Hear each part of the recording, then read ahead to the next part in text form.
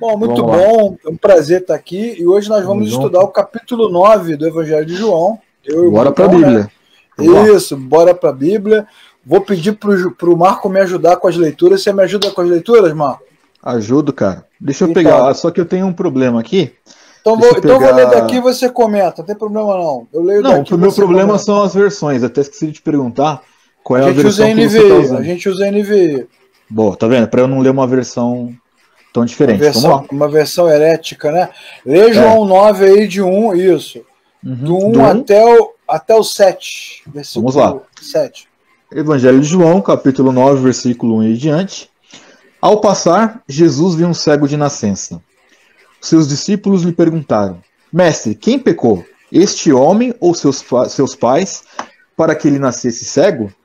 Disse Jesus: Nem ele, nem seus pais pecaram, mas isto aconteceu para que a obra de Deus se manifestasse na vida dele. Enquanto é dia, precisamos realizar a obra daquele que me enviou. A noite se aproxima quando ninguém pode trabalhar. Enquanto estou no mundo, sou luz do mundo. Tendo dito isso, ele cuspiu no chão, misturou com saliva e aplicou-a aos olhos do homem. Então lhe disse: Vá lavar-se no tanque de Siloé, que significa enviado.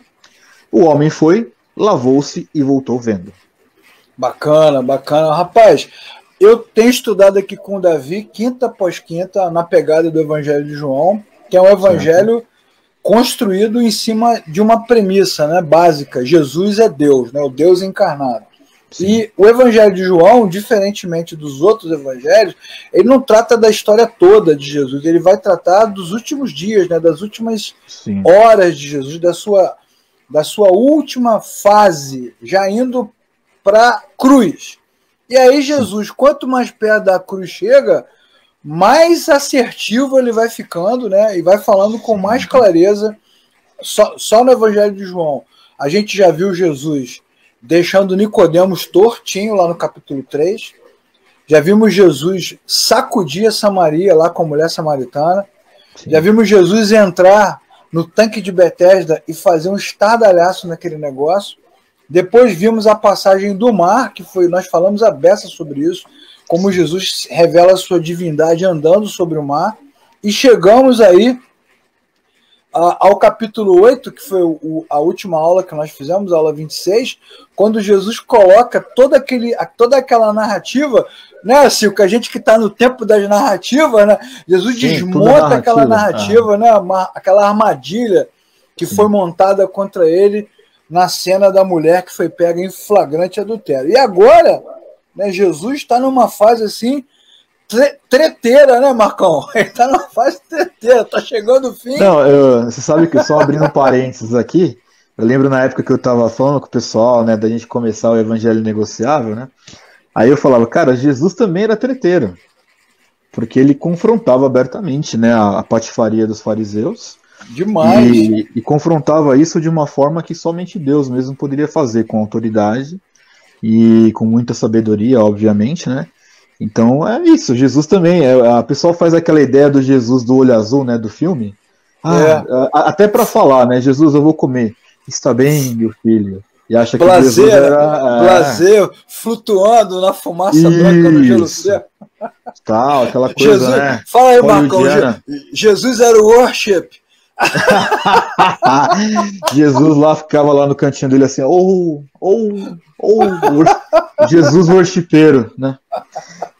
Não, mas cara, pelo jeito não. No Evangelho de João que a gente vê o Jesus já numa fase já treta, muita treta, e agora vai rolar uma treta muito grande no capítulo 9, porque Jesus vai fazer um monte de coisas numa cena só, né? Vai questionar a tradição judaico-religiosa com relação às maldições, que é o tema da aula de hoje.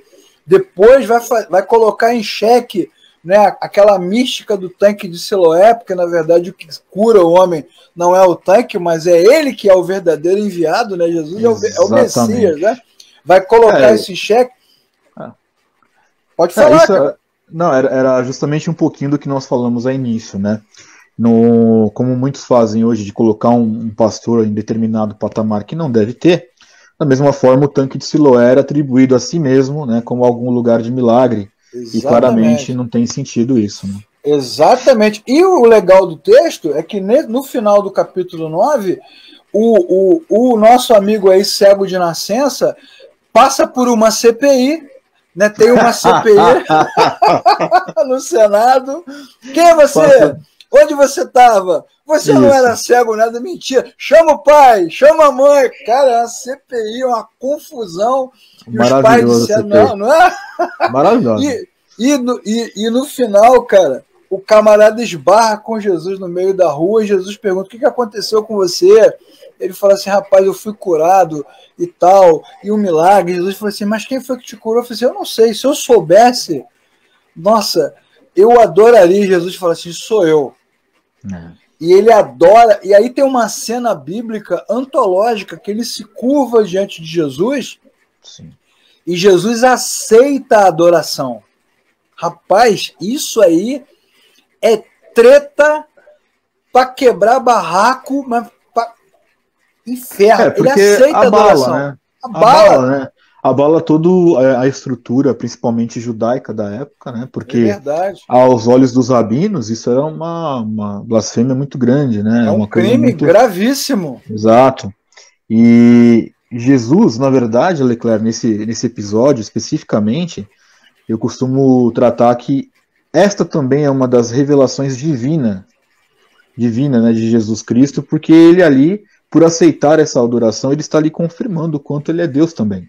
Exatamente. Ele é um com o Pai, né? Então... Exatamente. A gente vê no Antigo Testamento lá, né, os servos de Deus não aceitando a adoração.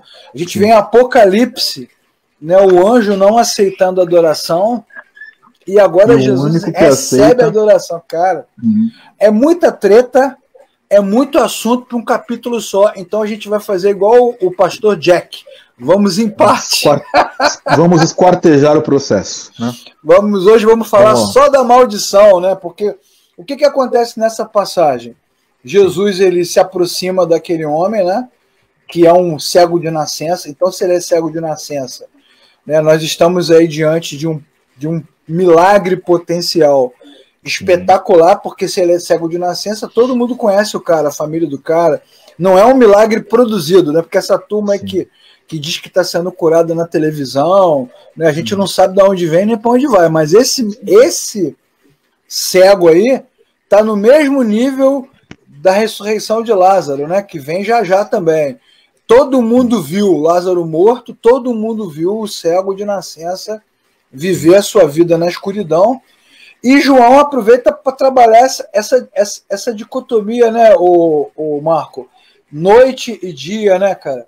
Luz e trevas. Isso é muito bacana, essa poesia do Evangelho de João, né? Nós somos do dia, não somos das trevas. Depois ele vai falar isso também na sua epístola. Ou seja, a religião, a cultura, a sociedade mantém o homem em trevas. Só Cristo, que é a luz, né, o sol da justiça, pode iluminar a mente humana. E esse Cristo, mais uma vez, faz algo, toma uma atitude que é contrária aos fariseus, que evitavam os doentes, que evitavam os leprosos, que evitavam os publicanos, que evitavam as mulheres. Ele demonstra compaixão por aquele homem. Ele tem um olhar... Faz totalmente o contrário, né?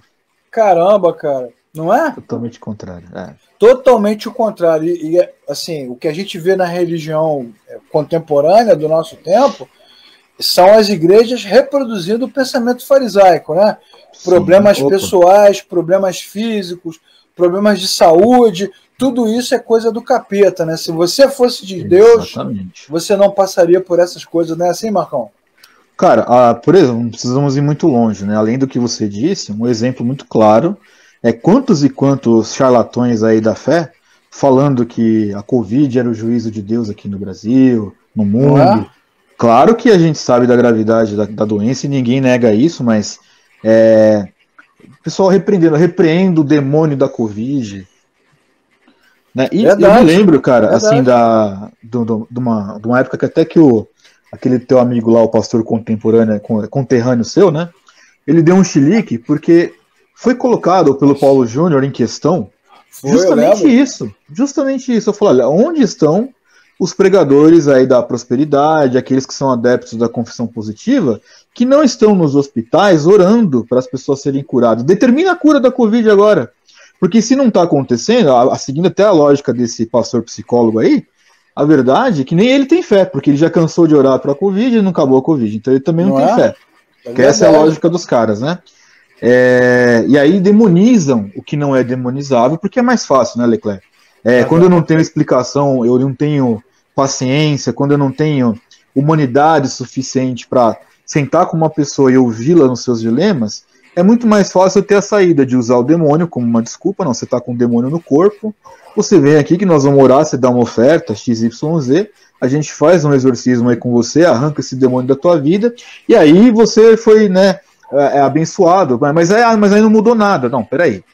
Você teve fé para vir nos procurar, mas não teve fé para receber. Você tem que orar para ter fé. Exatamente. E o que é mais interessante é que na nossa cultura brasileira sincrética, né, o brasileiro já é naturalmente sincrético, né, folclórico. Sim. Já tem esse misticismo dentro dele, né, da natureza do Brasil. Você é muito delicado, Leclerc. Que você fala sincrético e tal. Eu já falo, como já falei em várias lives, né? O brasileiro, ele é macumbeiro, cara. O brasileiro curte, ele gosta da macumba. Ele gosta do, sabe? Ele gosta do maracujá. Da curimba. Gosta. Não adianta. Se não tiver uma macumbinha gospel no culto, cara, se não tiver aquela coisa de eu tô sentindo algo poderoso, o pessoal acha que Deus não está se movendo.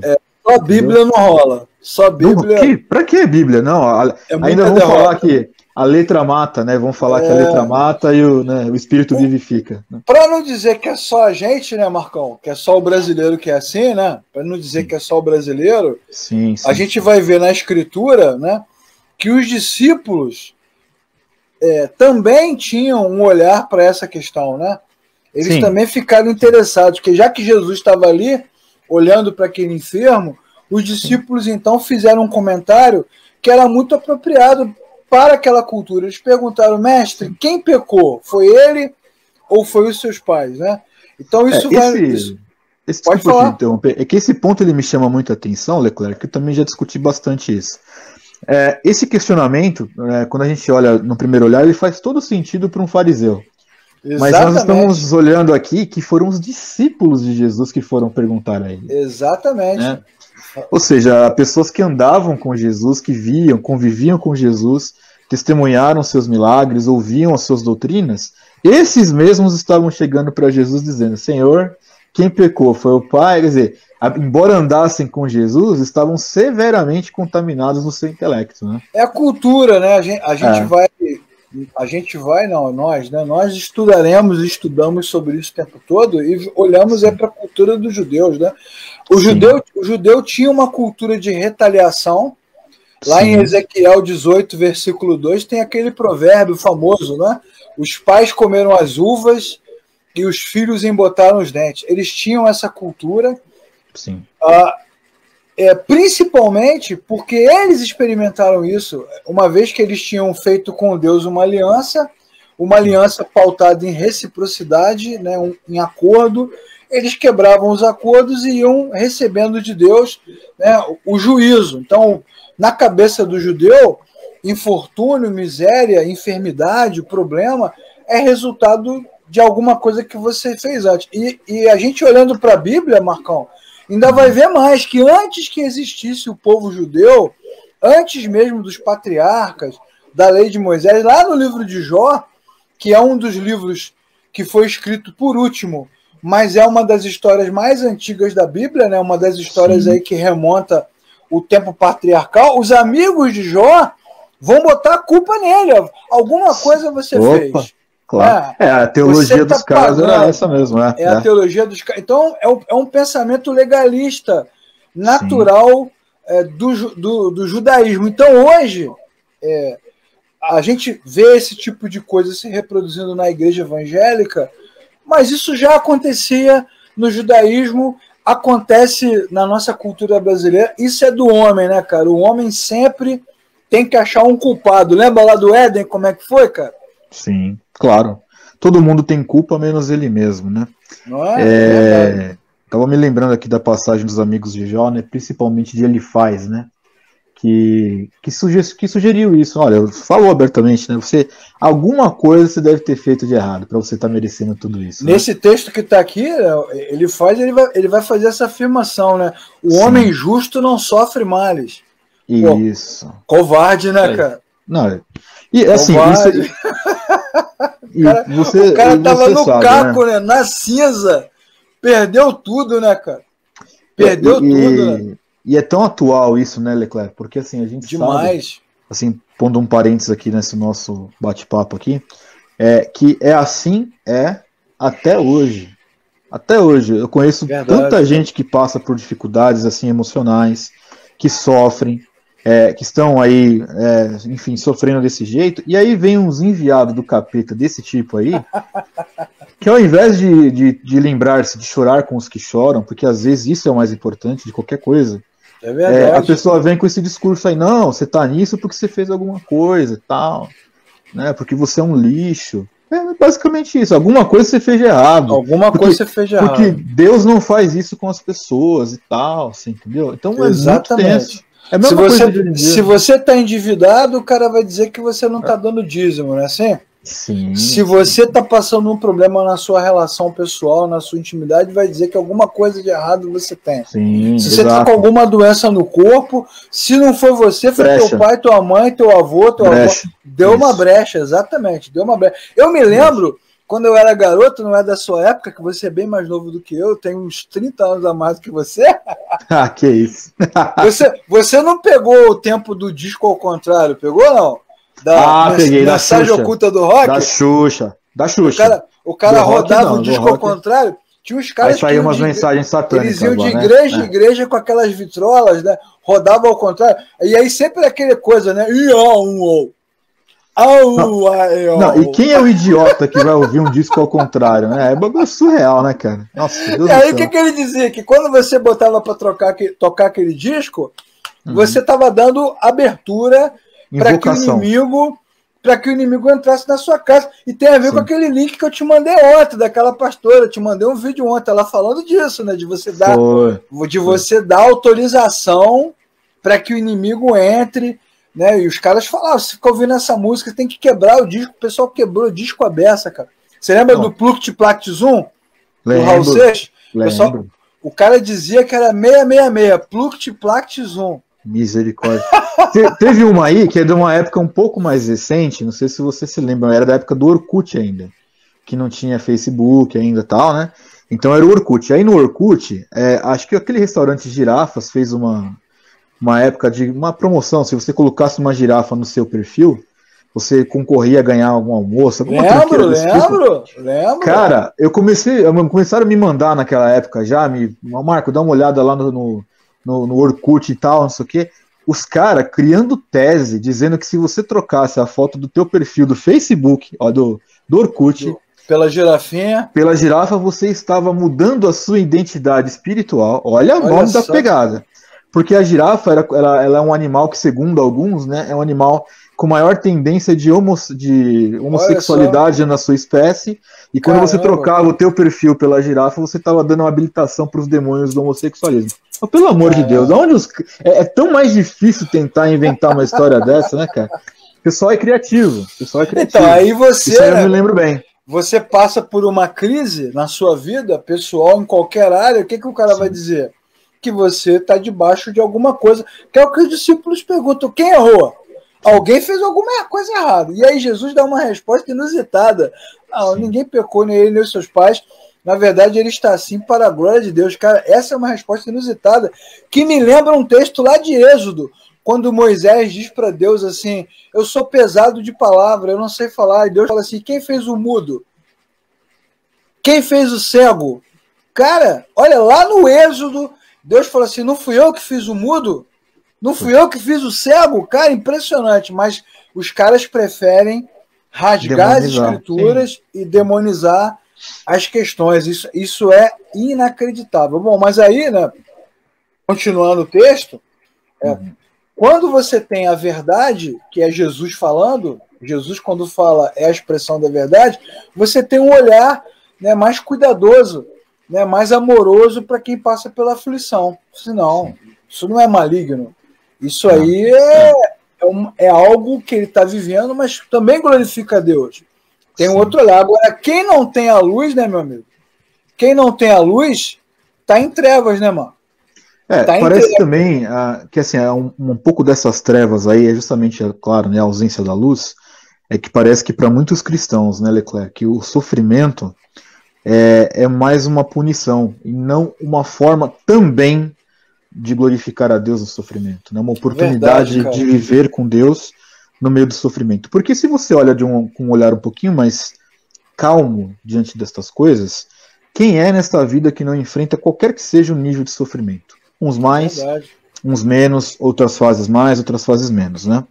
E isso é uma coisa também muito crítica dentro do nosso meio cristão, né? Que a dor de uma pessoa, às vezes por outras, ela tende a ser relativizada. Claro, a dor do outro não te dói, óbvio, né?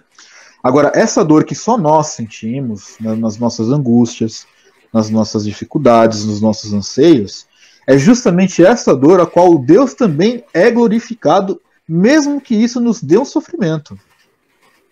E parece-me, assim, é muito claro que, até mesmo por causa desses ensinos mentirosos, né, confissão positiva, etc., que o cara que sofre, ele não pode glorificar a Deus porque Deus não se alegra num sofrimento. Isso, além de não ter um aparato bíblico, esse conceito ridículo, se trata de uma própria contradição, inclusive da obra de redenção na cruz, porque aquela cruz foi um sofrimento muito maior do que eu, você, qualquer pessoa que esteja nos ouvindo vai passar nessa vida. Exatamente, e agradou a Deus moê-lo, né? Como está em Isaías 53. Exatamente, cara.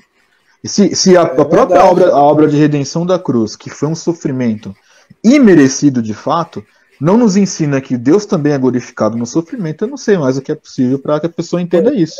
Pois é, é um problema, né, cara? Assim, nós sabemos, nós sempre falamos isso nas nossas lives, nas nossas conversas, que tudo isso é resultado da falta de ensino, né, da falta de ensino das Escrituras, e você vê, se para os discípulos que estavam ali com Jesus 24 horas por dia, há muito tempo já, é complicado, imagina nas comunidades onde a Bíblia sequer é lida, né? Os textos não são abertos. Você sabe disso, que você também passa por isso. A gente publica os vídeos aqui na internet, os caras ofendem, né, te humilham, diz que você é safado, que você não entende nada. Agora, estamos cegos pela letra. Estamos cegos. Agora a turma do Eleb, do Caleb, do Teneb curte nessa maluquice. E aí, Marcão, vem a pergunta. Diante da dúvida dos discípulos, vem a pergunta que não quer calar, né? Miséria e enfermidade são sinais de juízo? Existem as leis da semeadura, da responsabilidade, da herança? Cara, se o sofrimento, assim, a resposta ela pode ser simplista, né? Assim, simples, não simplista, porque ela vai escancarar o óbvio, mas vai dar margem para uma discussão absurda. Vai mesmo. Se o sofrimento é sinal de uma reprovação de Deus, então o próprio Jesus foi reprovado. É verdade. Isso vai dar uma treta. E aí, né, o que os adeptos da teologia falsa da prosperidade é um problema, respondem sobre isso? Enfermou, né? Já que a gente está falando de enfermidade, né? Ele adoeceu na cruz, né, cara? Deus o fez adoecer. Sim. É verdade. Na cruz, né? E essas leis, né, cara, a lei da colheita, né, a lei da responsabilidade, nesse vídeo que eu te mandei ontem, né, a líder fala sobre isso. Você é responsável, você pode perder a vida eterna. E a lei da herança, né, cara, que vai passando de pai para filho, de pai para filho. Deus visita a maldade dos filhos até a terceira geração. Os caras vão pegando os textos, né? Vai montando uma narrativa. Vão montando uma narrativa. Sim. E aí, da onde surge, né? Da onde surgem aqui no Brasil, no caso dos israelitas, lá dos judeus, do tempo de Jesus, a gente sabe que tem uma herança cultural, né, judaica, milenar, de onde vem todo esse pensamento e essa cultura. Aqui no Brasil, nós temos duas doutrinas que enchem o nosso coração, né, e as nossas igrejas com esse pensamento. A doutrina da batalha espiritual Power War e a doutrina da maldição hereditária, que são as doutrinas, caras, que estão entre a gente, estão entre nós aqui há décadas, né, cara? Desde os anos 70, olha, eles são sobreviventes. Então é importante você que está assistindo a aula de hoje saber de onde vem esse negócio, para que você não caia no engodo, né? Não, você, nossa, eu não sabia, então agora você sabe, né? Todas essas questões, né, Leclerc? Isso a gente também já discutiu em algumas lives, né? Verdade. Que todas as doutrinas que soam mal, que não tem, que você ouve, você vê que não tem uma referência bíblica clara, eram, vamos assim dizer, muito mais simples de você analisar quando você busca a origem dela. Exatamente. Então, que nem você vai falar agora sobre a origem dessas doutrinas cretinas. Isso. Quando você descobre a origem disso, você fala, como é que eu pude ter falado amém tantas e tantas vezes para um negócio desse? Entendeu? Mas fala. A gente dá aula aqui, grava os vídeos, explica, e depois o cara vai lá, assistiu a pregação da pastora lá, é verdade, a senhora tem razão. E fica emocionado, né? E chora falando comigo. Entendeu? É verdade. Onde começou, né? Como é que isso chegou a nós aqui, se nós não somos discípulos, se nós não temos uma tradição judaica, se a gente não tem um monte de tradições aí da Mesopotâmia, né, da Ásia, da África, se o cristianismo brasileiro, né, tem uma outra vertente, uma outra herança, como é que esse troço chegou para a gente? Então, tudo começou no Brasil com o nosso queridíssimo Peter Wagner, que não é, né, o do Casal 20, é esse aqui. Esse camarada aqui, ele trouxe para o Brasil um movimento, né, conhecido nos Estados Unidos como movimento de crescimento da igreja, né, que foi fundado pelo Donald McGavran. Olha só, cara, na década de 50 do século 20. Então nós já vamos aí para 70, quase 70 anos, né, 60 e poucos anos desse tipo de discussão. Esse cara, junto com o McGavran e o outro, que eu não vou falar dele hoje aqui, mas as pessoas podem encontrar nos nossos vídeos. Eu vou colocar aqui na descrição do vídeo, no YouTube, todas as lives que nós fizemos, eu e o Marcos, sobre esse assunto. Batalha espiritual, abuso espiritual, teologia da prosperidade, que basicamente todas elas nascem nessa mesma fonte que dá origem a um monte de teologias, né, Marcão? E esse camarada trouxe para o Brasil ele trouxe para o Brasil um movimento de sinais e prodígios, para dizer o quê? Que a igreja do século XX era uma igreja lenta, pobre, e que as pessoas estavam enfrentando dificuldades porque elas não conheciam o poder de Deus. E é assim que eu, o Marcos e tantos outros somos taxados, né? A gente não conhece o poder. Não, mas assim, e pior que assim, não vou dizer que, obviamente, que eles não estão certos nas doutrinas, mas há um ponto que é verídico nesse contexto, que de fato a igreja ela não conhecia de fato o poder de Deus. E assim, eu costumo ver, principalmente o nosso querido aí Peter Wagner, né, que Satanás acho que, né, deve tê-lo lá no capeta, no inferno. Ele é um cara que ele viu essa brecha na igreja. Viu?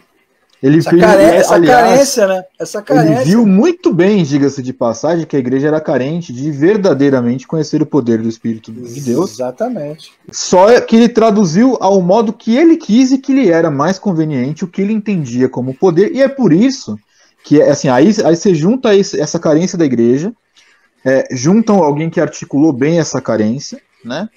E junta uma igreja brasileira evangélica macumbeira por natureza, no sentido de querer a experiência e tal. É a desgraça de grande parte das tragédias que a gente vê hoje em dia, é a somatória de tudo isso. É verdade. Abuso espiritual. Já é da natureza humana, né? Enquanto Moisés estava na montanha buscando ouvir os oráculos de Deus, o povo fez o bezerro. Né? Sim.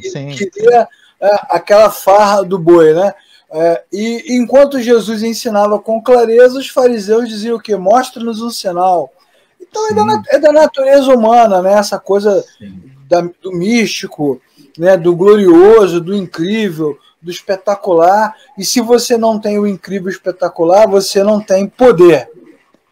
O que eu acho mais interessante, Marco, e a gente já conversou também sobre isso, é que na Escritura, na Bíblia, que é a nossa principal regra de fé, os principais movimentos de Deus foram feitos sem milagres, né? Esther, Ruth, Neemias, principais reformas, Josias, foram feitos sem manifestação de poder. E o nosso incrível top chamado por Jesus de maior, the best, João Batista, que não fez milagres, ele só pregava a verdade, mas parece que isso, para os cristãos, não é suficiente. Como não era suficiente para o povo de Israel, né? Tem maná, maná caindo do céu. Queria eu, todo dia de manhã, colher pão no quintal. Mas o povo, não, isso é pouco. Queremos carne, queremos bacon. Né? Os caras estão sempre ali instigando Deus. E aí o que acontece? Vem um camarada como esse, Peter Wagner, depois com os seus discípulos, encontra brecha, e é assim que acontece nas nossas igrejas, né, o Marco? Tem lá o irmão da sua comunidade que está com o filho doente, com o marido doente, com a esposa, com a mãe, com o pai, está ali fiel ao Senhor, e vem um camarada igual a esse aí e diz assim, porque você não crê, porque aqui nessa igreja é a igreja fraca, você está precisando de uma igreja forte, aí o cara vai atrás, né? Cai nem se godo, não é verdade? Poxa, é muito triste, cara. Olha, um dia desse aí, Leclerc, só um parênteses para a gente ilustrar aqui o que eu vejo de tudo isso. Eu recebi uma charge, que até postei nos meus status aí, né?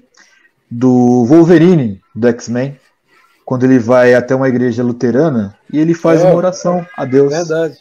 Ele fala, Senhor, a minha revolta me cegou, mas eu me arrependo disso, eu creio e não terei medo. Este sim é o verdadeiro poder de Deus, e não que esse cidadão aí ensinou a este povo aqui, né? E não só aqui, mas em muitos lugares que ele conseguiu ter uma guarita disso, né?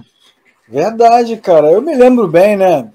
Eu não me lembro bem da década de 50 e 60, porque eu não estava lá, mas me lembro bem dos anos 80. Acabei de falar para você aqui sobre o movimento né, da Mensagem Oculta do Rock. A CPAD publicou no Brasil um livro, né, Mensagem Oculta do Rock, para falar das siglas das bandas, né, Kiss, né, Casters, Satans in Satan Service. Knights in Satan Service, eu lembro. Isso, você lembra disso? Knights.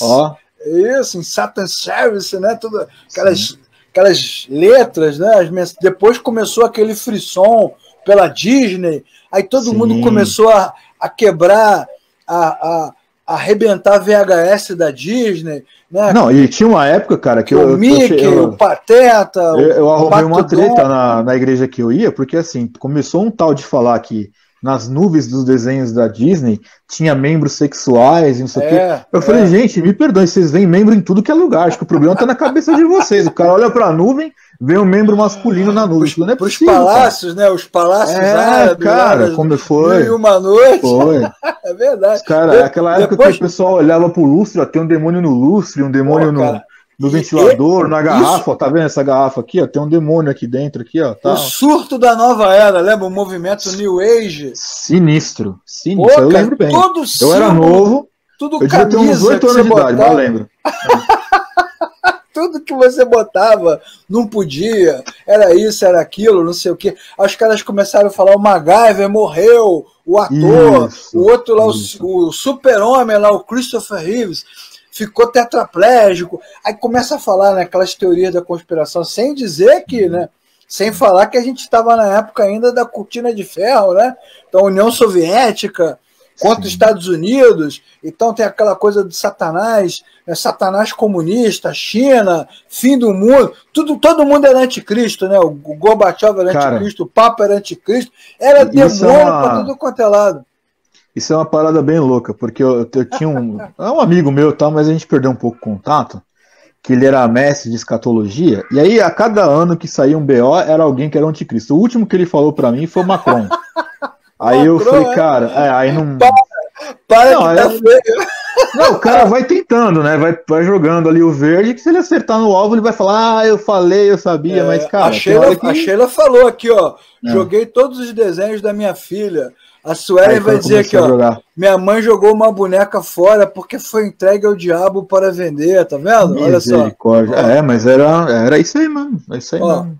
Coca-Cola era diabo ao contrário. Olha igual no lance da maionese Hellmann's, né? Lembra da maionese Hellmann's? Que é alemão, né? Avisa o cara que é alemão. Que é alemão. Tem que avisar que é de uma etnia alemã. Né? O cara, se você comer a maionese Hellmann's, você vai pro inferno, velho. Perdeu a salvação. Era tudo demônio. Rapaz, eu nunca vi tanto demônio nessa época. E tudo por causa desse cara aí que encheu a mente da igreja com essas coisas. E aí nós, né? E aí que eu acho interessante, né, cara? A gente querendo servir ao Senhor de todo o coração e nos livrar de tudo aquilo que não agradava a Deus. Fomos embarcando, né? Você lembra do punhal dentro do boneco do Fofão, não, né? Não, isso aí. Isso aí não era da minha época, não. Não era da minha época. Todo boneco do Fofão. Ó, esse cachorro latindo aí, meu amigo. Já tá vendo? Tá se manifestando. Só falar do demônio, o cachorro latiu e saiu do quarto. Você vê? Você fica brincando com ungido aí, rapaz. Tinha que rasgar a foto. Nome ao contrário, né? Você botava nome ao contrário no espelho, né, cara? Tinha. E tinha também inclusive parte do nosso folclore infantil, né? Que aquelas brincadeiras de invocação de espírito, de colocar nome de morto dentro do dicionário, aqueles papos todo lá. E aí, quando você. Eu falo porque eu passei por essa experiência de quando eu entrei para uma igreja evangélica pentecostal, bem macumbeira mesmo assim, você tinha aquele culto, né, de batalha espiritual e cura interior, que você renunciava essas coisas. Você tinha que fazer uma. A Sueli tá falando aqui que a mãe dela abriu o Fofão para ver se tinha o punhal. Se tinha faca. Não, eu não me lembro disso mesmo, mas eu. Rolava. E aí, cara, você tinha que pedir perdão até por essas coisas. Sabe? Peço perdão por ter comprado brinquedos da Disney. Aquele papo furado que não tem o menor sentido, sabe? Rapaz, e o que tinha de bruxo da Xuxa, né? Bruxo da Xuxa. Não, mas tinha um aí, o tio Chico. Olha, esse cara ganhou dinheiro com os testemunhos, bicho. Esse aí. Olha, incrível. Eu e o Marcos estamos falando desse assunto para que vocês saibam que, assim como na cultura judaica tem um folclore, na nossa cultura evangélica também tem um folclore, que é a base disso tudo. Aqui, ó, a Sheila tá falando que é uma pastora, ó, logo assim que se converteu, ela falou que não deveria falar do arco-íris, porque o íris era o nome de uma deusa demoníaca. Olha só, cara. Misericórdia. Deusa demoníaca. Esse é top mesmo, hein? Esse... Cara, Então nós temos uma deusa demoníaca nos olhos. Ela vai falar aqui, ó, que é a íris do olho. Cara, que loucura. Incrível. Loucura total. Pois é. Boa noite, Robson. A gente está contando essa história toda para que todos vocês que estão assistindo saibam isso. Não é por acaso, né? Todas essas histórias têm um fundamento. Os judeus têm uma tradição. Sim. E nós também temos uma tradição. O Peter Wagner publicou alguns livros no Brasil que são importantes a gente citar, né, Marco? Para que a turma saiba de onde saiu isso tudo. Ele publicou um livro no Brasil chamado Orando com Poder. Quem nunca, né? Poxa, para falar sobre oração com poder. Oração com poder, oração sem poder, né? Como é que fala do poder? Muita oração, muito poder, pouca oração, pouco poder, nenhuma oração, nenhum poder. Vem daqui, ó. Se você pensa que isso é versículo bíblico, vem daqui. Esse jargão, ele rodou o Brasil. Exatamente. Você via grandes pseudo-apóstolos aí, né? Falando, cara, dessa fala, não, muita oração, muito poder. É assim. Exatamente. Depois ele lançou um outro livro, Derrubando as Fortalezas na Sua Cidade, que aí começou com aquela coisa dos demônios territoriais. Não, mas esse aí eu posso falar também que conheço bem esse livro, inclusive, porque aquela igreja macumbeira que eu participei outrora, né? Ela fazia mapeamento, que igual desse está indicado nesse livro. Esse mapeamento espiritual, basicamente, você tinha que fazer uma análise do bairro que você estava, e aí você mapeava quantos botecos tinham, quantas casas sem acabar de construir, porque era um demônio de pobreza, sabe? Assim, a casa que não tinha acabamento. Então, que nem eu que morava perto de periferia, de favela, assim por dizer. Então ali estava possesso. Cara, estava cercado de demônios ali, porque para eles era demônio. Então, tudo isso está destrinchado nesse livro aí. o que é mais incrível, né, Marco? Quantas igrejas, durante anos, né, década de 80, década de 90, início da década de 2000, os crentes passaram anos lendo esses livros. Bíblia que é bom nada, mas os livros... Esse é o ponto. Curso, né, seminário, workshop, retiro, né? Rapaz, como teve curso, como teve ensinamento, e Bíblia não. A gente está falando isso. Jesus fala, né, Marcão? Errais por não conhecer as Escrituras e o poder de Deus. Não, e isso é muito importante, Leclerc, porque assim, da mesma forma até hoje em dia, a gente tem risco de pessoas que, ainda que queiram buscar a verdade, elas dediquem mais tempo das suas vidas lendo livros e não lendo a palavra de Deus, que isso Exatamente. É um grande engano. Eu não estou aqui me colocando contra, eu mesmo eu tenho 4 livros escritos e publicados, eu não estou dizendo que você não deve ler livros. O que eu estou dizendo é que, além de qualquer outro livro que você vá ler, por melhor que seja o autor, nós deveríamos empenhar a nossa vida em ler muito mais a Bíblia do que livros de terceiros, qualquer que sejam. Né? Nenhum livro substitui a Escritura, né? E os autores têm que ser... O que é mais interessante, cara, né? Você fala tanto do meu pastor aqui do Rio, então deixa eu te falar do seu pastor aí de São Paulo, que você segue, né? Ele publicou mandei, né? Ele publicou no Twitter hoje, né, vou até ler aqui o trecho, sem citar o nome do santo, mas vou falar do milagre. Ele publicou hoje. Os fundamentalistas insistem que a Bíblia é inerrante. Olha só. Nossa. Tá vendo? Mas nas legislações que contém, alguns de nós entendem que ela é inerrante quando informa que a boa nova não é a verdade que se fez Bíblia, mas o verbo que se fez carne. Então, relativização absoluta, né? Total, dizendo que a palavra de Deus não é a verdade, não é inerrante, não é infalível, não é inspirada. Olha só, cara, o que eu acho mais incrível nisso tudo é que os cristãos, assim como no tempo de Jesus, eles questionavam o que Jesus dizia, os cristãos hoje questionam o que a Bíblia diz, Sim. mas leem esses livros cegamente, cara. Questionam a Bíblia, questionam a palavra de Deus, coloca em xeque os textos, isso não é inspirado, isso não vem de Deus, mas pega os livros, não, esse livro aqui é top. Isso. Como se fosse verdade de Deus. O Peter Wagner não parou aí, não. Se você acha que ele parou, ele não parou. Ele publicou um outro, que é A Luta contra os Anjos do Mal, né, que fala sobre batalha espiritual, né, aquela coisa da maldição hereditária misturando com a batalha espiritual.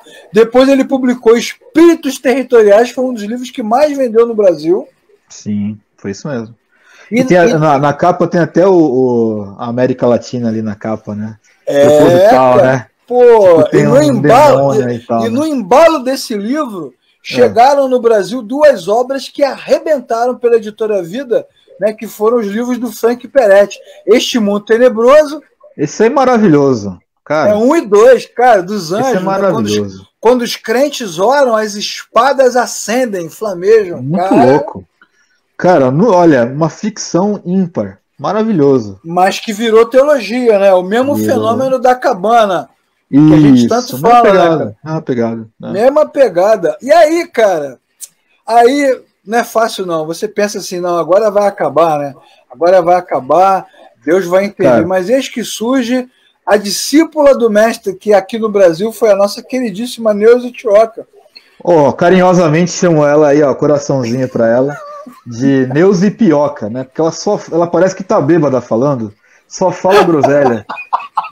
Vou dar um beijo pra Neuza Pioca, um beijo. A Neuza Pioca, cara, lançou um livro chamado Deuses da Umbanda, que foi uma tese de doutorado, cara, impressionante. Se você ler os livros dela, você vai ver que não tem indicação bibliográfica. A bibliografia que ela usou foi entrevistas com os demônios. Ela fala sobre isso. Ela primeiro que assim, você já teve oportunidade de ler essa desgraça aí já? Não? Já, li tudo, já. Né? Na verdade, cara, ela usa o que na verdade, ela diz que são experiências pessoais, porque ela diz que são. Ela não tem isso documentado. Ou seja, é muito provável que seja fruto da cabeça dela mesmo, né? E sem nenhuma fonte. Assim, olha, eu passei pela experiência e estou aqui dizendo que é isso. Exatamente. E aí as pessoas traduziram isso como doutrina mesmo, né? Ela lançou... Olha como é que é uma enxurrada. Imagina, você acabou... Deve ser, inclusive, a experiência de muitos alunos nossos aqui. Né? Você acabou de se converter, né? Porque você teve um encontro com Cristo verdadeiro, e aí você vai parar numa comunidade dessa. Quando você acabou de se converter, como a gente falava no passado, você está no primeiro amor, né? Aquele amor incandescente, genuíno, vibrante. Então, tudo que se fala no púlpito, tudo que os pastores falam, pô, é Deus, cara, é Deus. Aí os caras se aproveitam dessa ingenuidade, dessa sinceridade, desse amor entregue, e aí, meu irmão, os caras vão te dando tudo, e aí você vai comendo,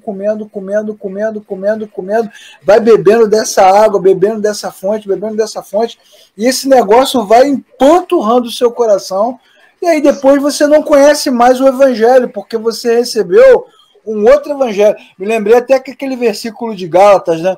Vocês estavam indo tão bem, quem foi que enganou vocês? Paulo perguntando aos Gálatas, né? Quem foi que enganou vocês e os induziu a um outro evangelho? Sim. É outro evangelho. A não é o evangelho de Cristo, né? Não é de Cristo. Ela publicou Os Deuses da Umbanda, ela publicou Deus Quer a Sua Cidade, né? Aqui. No Rio Maravilha. Não, é que é só. Passa um filme na cabeça, né, cara? Meu, só nós passamos por isso. Passamos e publicou Libertando-se de Prisões Espirituais. Meu Deus do céu. Que foi um livro que fez sucesso. E aí, juntando o Peter Wagner com o Frank Peretti, com a Neuza Tioca e a nossa cultura sincrética, folclórica brasileira, vem 5 ensinamentos, né, que dominaram as igrejas evangélicas e nos assolam até hoje, que dão fundamento para a pergunta dos discípulos. Né? Que 5 ensinamentos são esses? Forças contrárias, Deus e o diabo estão lutando, né? A força é o lado negro da força. É igual aquele meme lá que as pessoas mandam, né, no WhatsApp da vida. Aí tem um Jesus com um braço de ferro com um demônio assim, ó, né? Disputando ali um braço de ferro. Se você crê que Jesus tem que vencer, você compartilha. Se você não crê, você não faz nada, né? Exatamente. Então você tem as forças contrárias, é uma visão dualista do mundo, né? Sim, Deus contra o inimigo. Você tem a ideia dos espíritos territoriais, quer dizer, a terra pertence a Satanás. Sim. Cara, isso é uma aberração. Eu me lembro uma vez eu conversando com um aluno na escola bíblica, ele falou, não, a terra pertence ao diabo. Que isso, cara? Olha o que diz a Bíblia aqui. Tudo é meu, Deus dizendo, tudo é meu. A terra, o mar, tudo que nela há, o ouro e a prata, tudo é meu. Não, mas você tem que entender. Não tem que entender nada, cara. O versículo é claro. Tudo pertence ao Senhor. Tudo pertence ao Senhor. Mas não, os caras insistindo, né? Que a terra é de Satanás. Né? E aí vem a doutrina da retaliação. Né? Que você planta, você colhe. Se não foi você que plantou, foi teu pai que plantou, foi teu avô, bisavô. Isso. Uma das coisas que eu me lembro de uma experiência péssima que tive aí nesses cultos de cura interior e libertação, né? Que aí você sabe que tem aquela galera que são os especialistas, né? Você tá lá que nem um bocó lá fazendo as renúncias de coisa que você nunca nem fez na vida. Aí uma vez veio uma mulher, cara, falar pra mim que eu tinha que pedir desculpas, pedir perdão na minha, tipo, 50ª geração pra trás, assim, de antepassados, pelo crime de nazismo, né? E que isso pesava sobre mim. Eu fiquei pensando, eu falei, cara, mas o nazismo não precisa de 50 gerações para chegar no nazismo, porque 50 gerações é mais de séculos, né? O nazismo foi aí em 1940 que aconteceu isso. Eu falei, cara, meu pai poderia ter sido um nazista, por exemplo, que ele já tem 75 anos, né? Aí eu comecei a questionar, falei, mas nessa época, 50 gerações para trás, nem tinha nazismo ainda. Caramba, né? Cara, é muita a pessoa, coisa. Não, aí a mulher ainda me falava, não, você está sendo muito racional, você não entende as coisas espirituais. É sempre assim. É o que aquela mulher fala no vídeo que eu te mandei lá. Sim. Que Deus revelou a ela as coisas espirituais. É sempre as coisas espirituais. Exato. E o que é mais interessante é que você acaba criando uma casta de líderes superiores, né? E de cristãos superiores. Super ungidos. E aí os outros inferiores não conseguem ser cheios do Espírito, não conseguem ter uma vida abundante. No vídeo ela fala, você pode ser salvo, mas não vai ter vida abundante. Você pode aceitar Jesus como Senhor, como Salvador, mas não ter Ele como Senhor. Cara, isso é uma loucura. Aí você vai chorar. Não faz nem sentido, né? Não faz nem sentido. A Suelen vai dizer aqui, ó, que a pastora dizia para ela que ela não podia, que ela tinha que falar em línguas, que ela não tinha o Espírito Santo. Aí você mistura a experiência mística, né, com o poder, com o ataque do diabo, né, cara? É uma coisa muito doida, né, cara? Muito doida. É igual o pessoal, como eu já ouvi muito essa conversa de que se você não falasse em línguas, ou se você não tivesse ali o sapatinho de fogo, alguma coisa assim, que você não era batizado no Espírito Santo. Já escutei muito isso em diversos cultos, inclusive. Você não tem o Espírito Santo. Isso. E provavelmente você não tem o Espírito Santo, por quê? Porque você tem alguma coisa aí errada. Isso, um pecado oculto, alguma coisa aí. Pecado escondido, como diz um amigo meu. E aí, como é que você enfrenta? Como é que você quebra essa maldição? Aí vem a famosa doutrina da batalha espiritual. Você tem que entrar em guerra, né? Tem que entrar em guerra contra essas forças do mal que estão tentando arrebentar com a sua vida. E para isso tem método, né, cara? Tem método. Opa. Tem método. Vamos falar dos métodos. Olha que coisa incrível, né, cara? Vamos falar dos métodos. Os métodos incríveis da batalha espiritual, né? O mapeamento, que é você saber qual o demônio que controla a sua região, ou, de repente, a sua família, né? Uma família inteira, né, que foi oferecida a Satanás. A oração de guerra. Isso aí, então, eu vivi muito, né? Quantas e quantas vigílias eu passei na minha juventude, a madrugada toda cantando hinos de guerra, marchando. Rapaz. Firme, né? Fogo cai. E o fogo cai, né? Fazendo orações de guerra, repreendendo, tomando posse, né? Repreendendo o inimigo nas regiões celestiais, né? Vamos contra ti, né? E, por fim, a famosa quebra da maldição hereditária. Quebra de maldição. A quebra da maldição foi um negócio tão louco, cara, que eu lembro de programas na TV, né, que falavam assim que a quebra da maldição basicamente era tirar o anjo ruim para pôr um anjo bom na pessoa. Igrejas evangélicas, hein, falando isso, né? Incrível, incrível. É impressionante. Essas coisas aí que nós falamos, né? Você pode ter aceitado a Jesus como Salvador, mas ele ainda não é o Senhor da sua vida. Eu já ouvi isso várias e várias vezes. Sim. Né? Já participei de eventos onde os pastores e pastoras fazem experiências de regressão, o cara deita no chão, fica em posição fetal para voltar, né? Chora para voltar no passado, né? Um espiritismo mesmo, né? Um espiritismo evangélico. Olha, baixo espiritismo, essa é a palavra, cara. Não é? Voltar no passado para criar essas coisas malignas, né? E achar onde elas estão. Parece até o Harry Potter procurando as Horcruxes lá de onde está a alma do Voldemort, onde é que ela está escondida. Cara, isso não faz o menor sentido. Nenhum. E aí você prega para os irmãos. Hoje eu postei um vídeo, que é um vídeo que você já tem que nós fizemos juntos, né, esse projeto sobre a cruz, e eu falei sobre o favor de Deus. Aí você fala do favor de Deus, da graça de Deus, da maneira graciosa como Deus ofereceu o seu Filho na cruz para todo aquele que nele crê. Irmão, né, beba de graça da água da vida. Venha sem dinheiro e compre. Beba. O cara não acredita. Ele prefere acreditar. Acho que não que, ele está debaixo de maldição. Né, não que os números sejam o fator decisivo da bênção de Deus, mas você vê isso claramente. Te dou um exemplo, cara. Tem vídeos lá no Evangelho Negociável, por exemplo, que você demanda tempo, você prepara, tem às vezes 20 visualizações, 30 visualizações. Você pega um macumbeiro desse aí que só fala groselha, essas lives macumbéricas. Milhares e milhares de visualizações. E compartilhamentos e comentários e pedindo revelação. Então, assim, a grande real, assim, eu entendo que não é o tema aqui da live, mas essas coisas todas só acontecem porque é o povo que fomenta isso, claro. A grande massa fomenta isso porque conheceu um evangelho mentiroso que não é o evangelho de Cristo.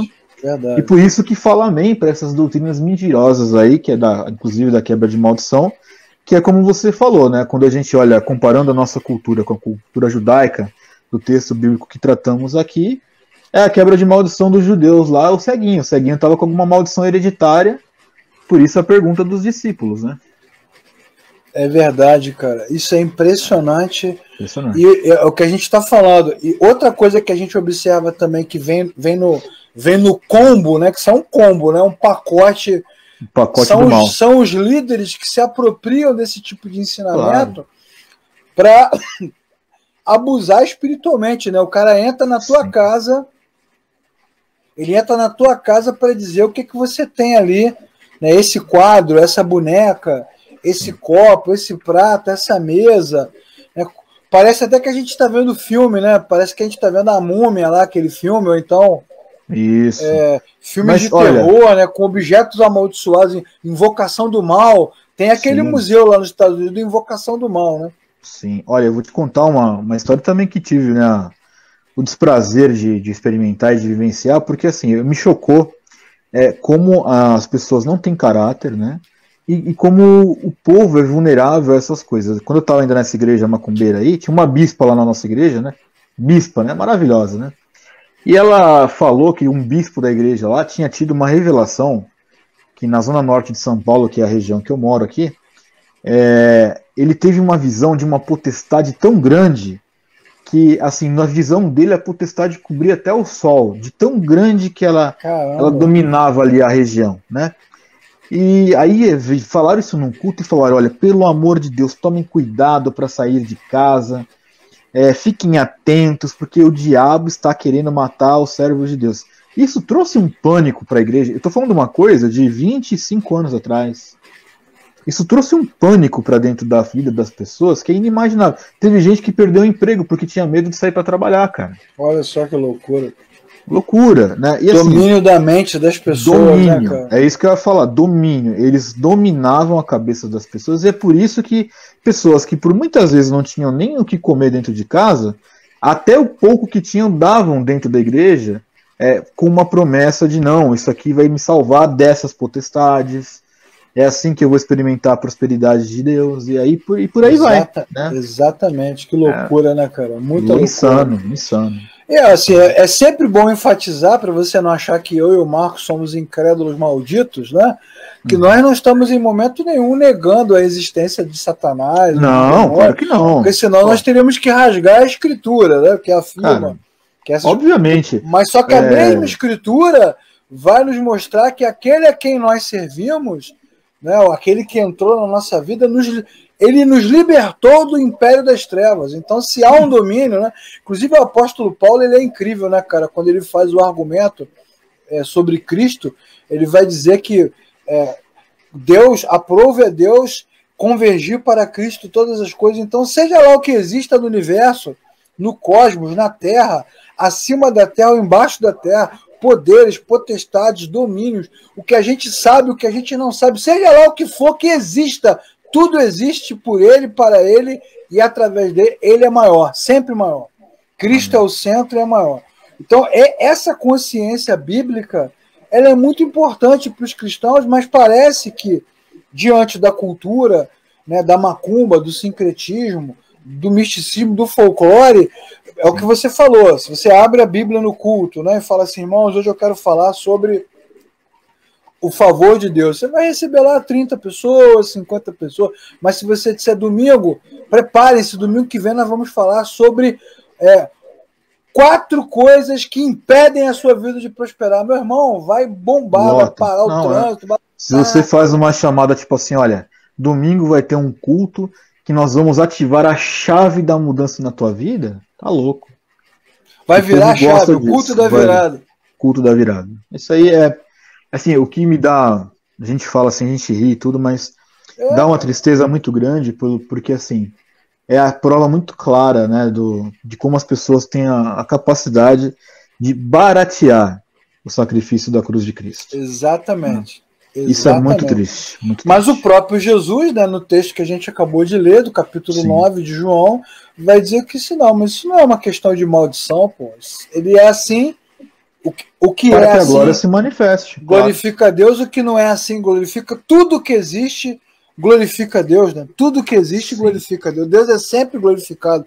Ele é o centro de todas as coisas. Marcão, esse assunto é muito treteiro, cara. Não vai dar pra gente acabar, não. Eu quero aproveitar para convidar a galera que está aqui hoje. Se você quiser saber o nome dos demônios, que tem os Boa. nomes, você sabe, tem os nomes. Tem bastante nome. O demônio da América do Sul, do Brasil, Sim. que esses caras vão falar, né? Se você quiser saber mais sobre esse tema e perceber como você pode ir desmontando esse assunto na sua cabeça, eu já convido você para a semana que vem estar aqui com a gente de novo nesse debate frenético Boa. que o texto de João abriu para nós, que é muito assunto, né, Marcão? Não vai dar tempo hoje, não. Agora que eu vi, cara, que deu 1h17, já nem tinha reparado. A gente vai falando, né? Vai falando. Se deixar, a gente fica coisa. aqui até amanhã. Mas é uma aula, é uma aula que começa e vai dar mais treta ainda. Uhum. Olha, já estamos na treta. Vai dar mais treta ainda quando Jesus cuspir no chão e meter a lama no cara lá. Aí que vai dar uma treta danada. Vai, opa. Isso aí, meu, olha, enfim. Mas vamos. Eu quero.